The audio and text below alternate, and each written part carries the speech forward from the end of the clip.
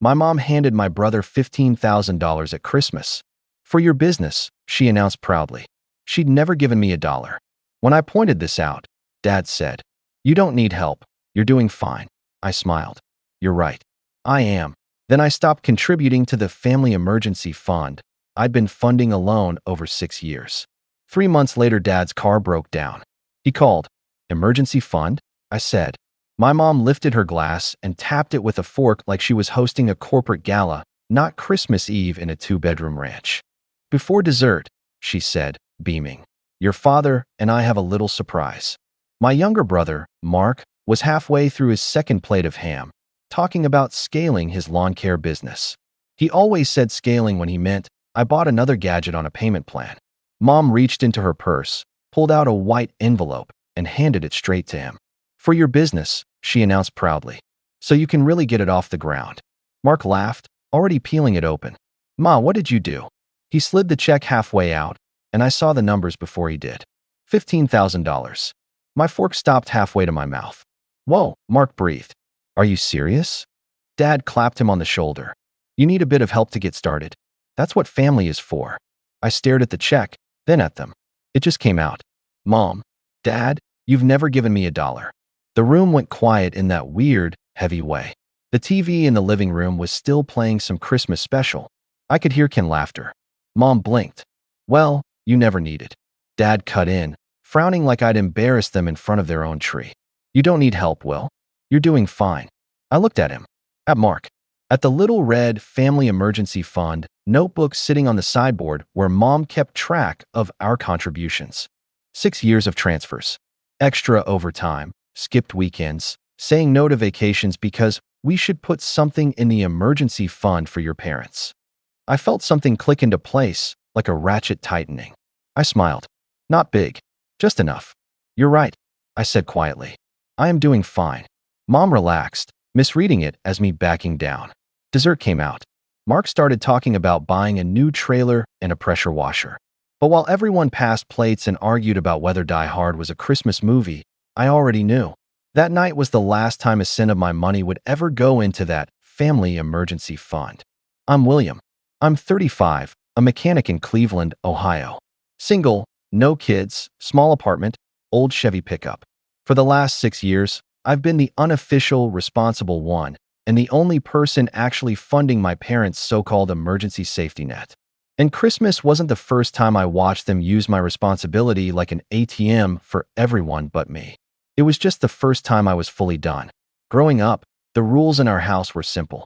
If Mark wanted something, it was an investment in his potential.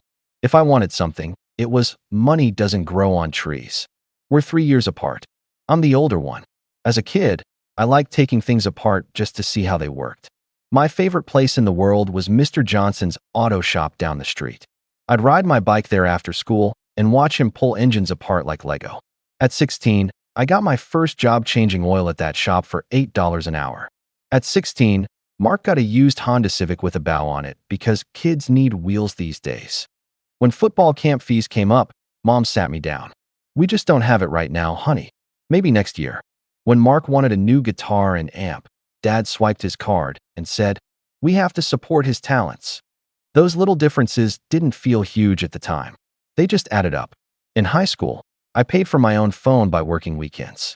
When I forgot to send Mom my half of the bill once, she shut my line off. When Mark went over his data cap 3 times in a row, Dad just sighed and said, "Kids these days live on their phones," and quietly covered it. College was more of the same. I did a 2-year automotive technology program at community college, commuting from home to save money. I took classes during the day and worked evenings in a chain garage, racking up certifications, paying my own tuition in installments. Mark tried college, dropped out after 1 semester, and spent the next year figuring things out on my parents' couch. When I moved into my first tiny 1-bedroom apartment over a laundromat at 23, Mom gave me a Tupperware of leftovers and a hug. When Mark moved into his first place at 25, my parents paid his security deposit, first month's rent, and bought him a new couch, so it feels like home. Somewhere in my mid-20s, the family emergency fund idea was born. Dad had just had a minor heart scare. Nothing catastrophic, but enough to shake everyone. At the same time, The roof on their house was starting to leak. "We don't want to be a burden when we're older," Mom said at one Sunday dinner. So we thought, everyone chip in a little every month into a fund. That way, if something big happens, there's money for repairs or medical bills. It sounded reasonable. Smart, even. "Just $200 a month from each of you," Dad said. "It's not much. We'll keep it in a high-yield savings. If there's an emergency, we all know there's a cushion." I did the math in my head. 200 wouldn't break me. My rent was $750 then. My take-home pay around $2,500. I'd have to skip eating out, maybe postpone buying new tires. But these were my parents. "Okay," I said. "I can do that." Mark stared at his plate. "I'm freelance now," he said. At the time, his freelance was mowing lawns and doing odd jobs under the table. "My income is unpredictable. Let me get my business going first. Then I'll contribute more than will. Promise." Mom patted his arm. "We know you will, sweetheart."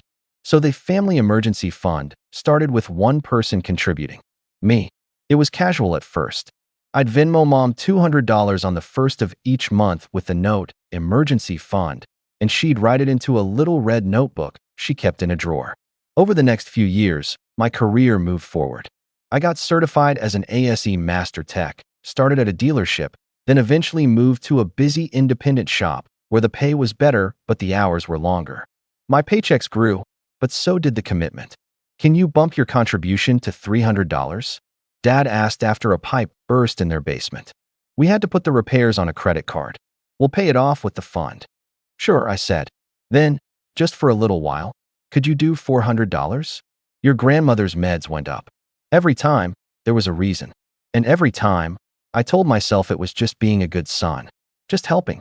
Just temporary. Mark, according to Mom, put in what he could when he could. I never saw a single transfer from him. By the time I was 30, I had my own small emergency fund of maybe $1,500 in a basic savings account and a used truck with 120,000 miles. I worked 10-hour days 6 days a week, came home exhausted, ate microwave dinners, and fell asleep on the couch. But in my parents' narrative, I was doing great. So when they asked me to take over paying their car insurance, just until we catch up on the cards, I said yes. When Mark's rent was late and they hinted that it might be easier if you just pay directly, so it doesn't get messy, I covered half. The unspoken deal seemed to be, I'd be the responsible one, the fixer, the silent safety net. And in return, I got what? A pat on the back at Thanksgiving for being so dependable. It wasn't that I expected equal treatment down to the dollar. I just never expected that the emergency fund I was told was for all of us would turn into Mark's personal business grant while I was still eating store-brand ramen 1 week a month. The pattern didn't show up all at once. It was like slow rust on a frame. A little spot here, another there, until one day you slam a door and the whole thing cracks. Scene 1, the water heater. I was 29, standing in my parents' basement, looking at a 40-year-old tank leaking rusty water onto the concrete. "The plumber said it's shot," Dad said. $1, $100 for a new one, installed. He looked embarrassed. My parents aren't flashy people. They shop sales, clip coupons, reuse Ziploc bags. Asking for help clearly hurt. Or maybe that's what I wanted to believe. "Well, that's what the emergency fund is for, right?" I said. "How much is in there?" Mom pulled out the little red notebook.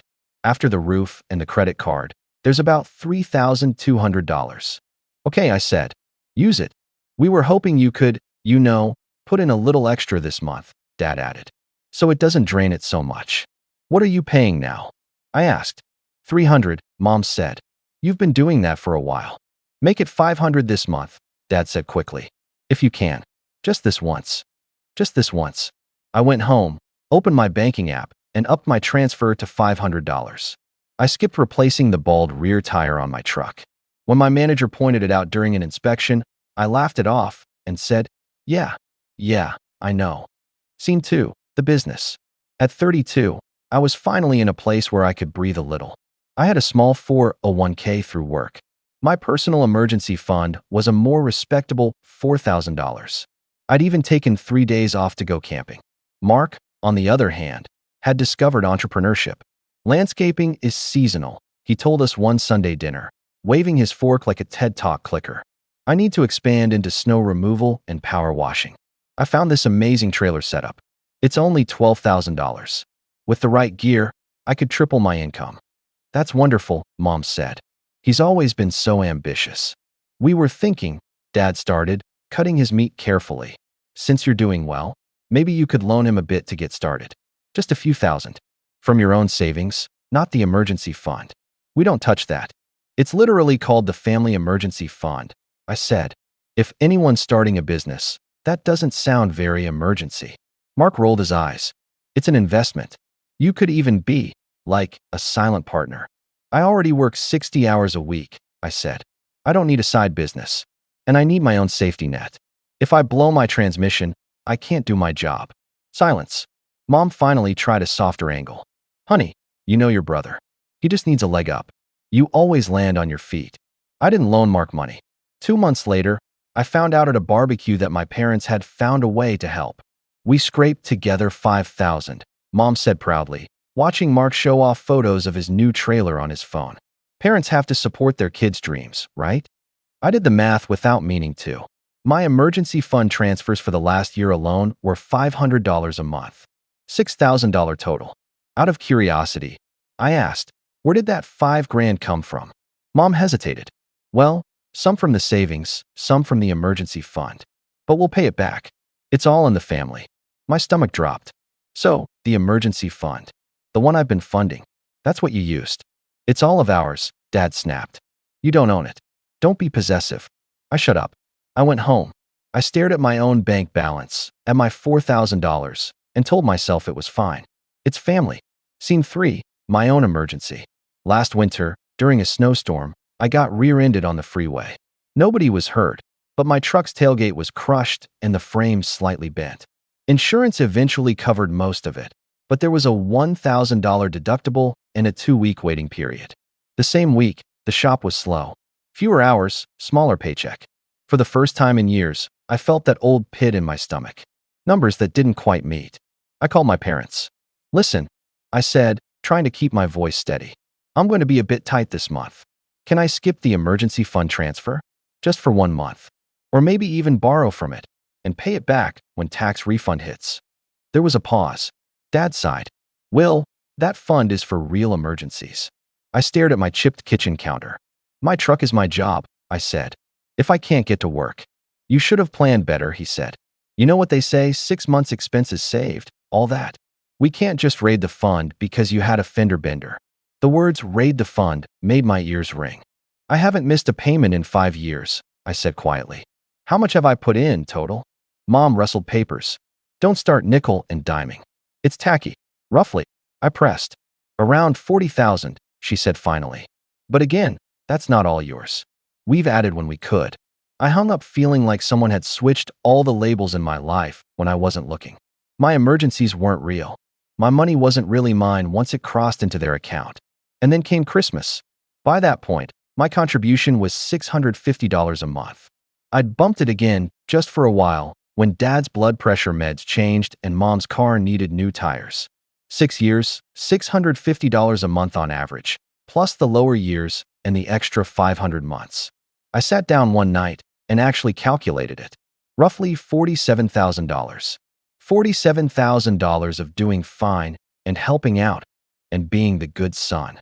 So when Mom handed Mark that $15,000 check for your business in front of the tree, surrounded by twinkling lights and the smell of cinnamon, something finally snapped. Not loudly, not dramatically.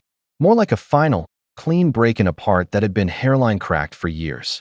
I saw my transfers in that envelope. My skipped dinners out. My bald tires. My missing vacations. And when Dad said, "You don't need help, you're doing fine," I realized the truth. To them, my stability wasn't something I had built. It was a resource to be mined. I didn't yell that night. I didn't flip the table or demand they tear up the check. I ate my slice of pie. I helped Mom wrap leftovers.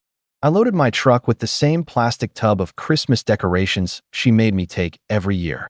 But when I got home, I didn't turn on the TV. I sat at my kitchen table with my laptop, my pay stubs, and a legal pad. Old habits kicked in. The same focus I use when diagnosing a weird electrical issue. Step by step, system by system. First, I opened my banking app and pulled up my recurring transfers. There it was. Fam Emergency Fund, $650. Monthly, first of each month. I clicked Edit. Hovered over the amount for a long second. Then I hit Cancel Recurring Transfer. Confirmation popped up. Are you sure? Yes, I was sure. Next, I opened a new savings account in my own name at my credit union. I titled it Emergency Fund because I have the imagination of a lug nut, but it made me smile. I set up a new automatic transfer, $650 a month, same day, into that account. Same money, same sacrifice, different destination. Then I pulled out the little red notebook in my mind. 6 years, an average of $47,000 sent, give or take. I knew I'd never see that money again. I also knew that trying to get it back would turn everything into an ugly war I didn't want. So I made a decision. Everything I'd contributed up to that point, I mentally labeled as gone. A gift to my parents, foolish or not. What I could control was what happened next. The last step was the hardest. I typed out a message in our family group chat, then deleted it 3 times. It felt petty to send anything at all. It also felt weak to just ghost the whole arrangement. I ended up writing an email instead. Old-fashioned. Calm. Mom, Dad, I've been thinking about the emergency fund. Over the last 6 years, I've contributed roughly $47,000. You've said you've added when you could, and I believe you. I set it up to help in case of urgent situations, medical, house repairs, etc. At Christmas, when I saw $15,000 given to Mark for business expansion, I realized our understandings of emergency are different. I don't begrudge helping you, and I'm not asking for any money back. Consider everything I've already contributed a gift. However, I will no longer be contributing to the family emergency fund. I've canceled the automatic transfer and will be building my own emergency savings going forward. This isn't punishment. It's me taking responsibility for my own future. I love you both, but I can't continue in the same role. Will. I read it twice, made sure there was no sarcasm, no jabs, just facts. Then I hit send. The next day, at the shop, between oil changes and a timing belt job, I made one more small change. A lot of my helping showed up as free labor, doing brake jobs for Mark's friends for the cost of parts, fixing Mom's car on my day off. So I printed a simple sign and taped it up in my tiny rented garage space at home. Family and friends discount, 25% OFF labor, not 100% off. It was almost a joke. Almost. The boundary was simple, on paper. No more money into a fund I didn't control and didn't benefit from. No more free work as an obligation. Once those 2 levers were pulled, there wasn't a lot my parents could push without showing their hand. And that's exactly what happened 3 months later when my phone lit up while I was under a customer's Camry, changing a starter. My phone buzzed 3 times in a row in my coverall pocket. I ignored it until I'd finished tightening the last bolt. When I wiped the grease off my hands and checked my screen, I saw 6 missed calls from Dad and 1 from Mom. 2 new texts blinked at the top. Dad, call me. Urgent. Mom, your father is stranded. I stepped outside the bay into the cold March air and called back. Dad picked up on the first ring. Will? Finally. My car's dead. Just shut off on the freeway. I got it towed to Jim's. Jim is the chain shop he always goes to when he doesn't want to bother me, usually after he's ignored a check engine light for 6 months. They say it's the alternator and the battery. $1,200. I don't have it. I leaned against the brick wall, looking at the gray slush beside the curb. That sucks, I said. And I meant it. Being stranded is miserable. They said they can have it done today if I pay. So I need you to call the bank and release money from the emergency fund. That's what it's there for. There it was. Dad, I said slowly. There is no emergency fund for me to release.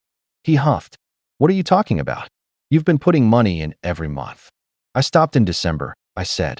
I sent you an email about it. An email? I don't have time to read essays.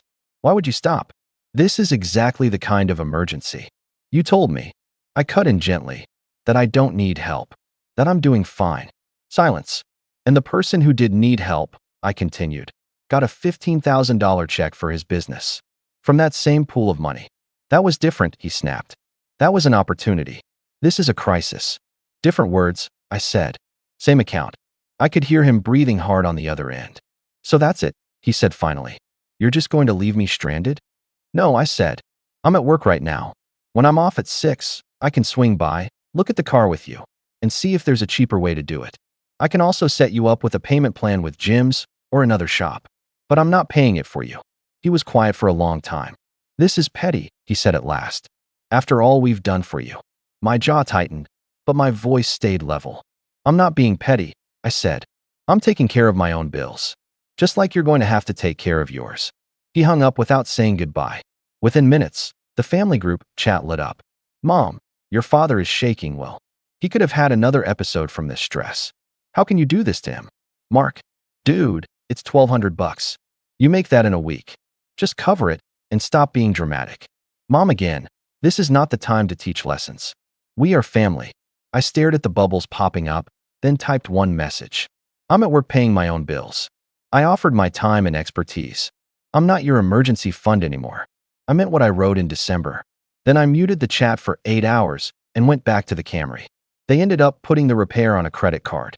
Mom told me in a voicemail later, her voice wet with tears, that the interest is highway robbery and that if you hadn't stopped the fund, we wouldn't be in this mess.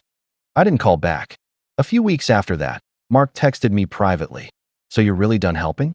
I replied, "I'm done being the only one helping." He sent back a meme of someone clutching pearls, and then, "Whatever, man. Don't come crying when they cut you out of the will." That one actually made me laugh. I couldn't think of a cheaper price for peace than hypothetical inheritance I'd probably never see. The first few months were loud. Voicemails accusing me of being ungrateful. Long texts from mom about family values, and "we didn't raise you to be cold." A Facebook post vague booking about kids these days abandoning their parents. I replied 3 times, total. Once, I restated my boundary. Once, I reminded them I'd already given more than most people give their parents in a lifetime. The 3rd time, I wrote, "I'll always answer the phone to talk. I'm not sending money." After that, I stopped engaging with anything that had a $sign or the word help in it. Then, slowly, the noise faded. Fast forward a year. I'm still in the same apartment, but it feels like mine now. New couch paid in cash, decent tires on my truck, and my own emergency fund a little over $9,000. I check it once a month and then forget about it. Things with my parents are calmer. We still talk, but they invite me with "we'll make lasagna," not "come fix this." Dad works shifts at a hardware store. Mom shelves books at the library. Last Christmas, I went on the 26th with cookies and a small plant. No money talks. We watched a movie. Dad snored. Mom complained about the neighbors. It was normal. On my way out, I saw the sideboard. The red notebook was gone. Just a bowl with keys and coins. Driving home through the snow, I realized I wasn't waiting for them to say "you were right" anymore. The win wasn't them understanding. The win was not needing them to. Back on my couch, I checked my savings. Not huge, not a miracle, just mine, built slowly instead of disappearing into a black hole called family. I'm on Will's side here, because on Christmas Eve his parents handed Mark a $15,000 business check, while Will had been sending about $650 a month, roughly $47,000 over 6 years, into the family emergency fund. And when Will needed 1 month of breathing room after his truck accident, he was told to plan better. What this story teaches us is that shared money without shared rules turns into obligation. First, if you pool funds, keep it in an account with transparent access and a written definition of emergency, including who can approve withdrawals. Second, keep your own emergency savings separate and send boundary changes in writing, like Will's December email, so there's a record when the $1,200 alternator call comes in March. What's the lesson you're taking from this one? Would you rewrite the fund rules or stop contributing?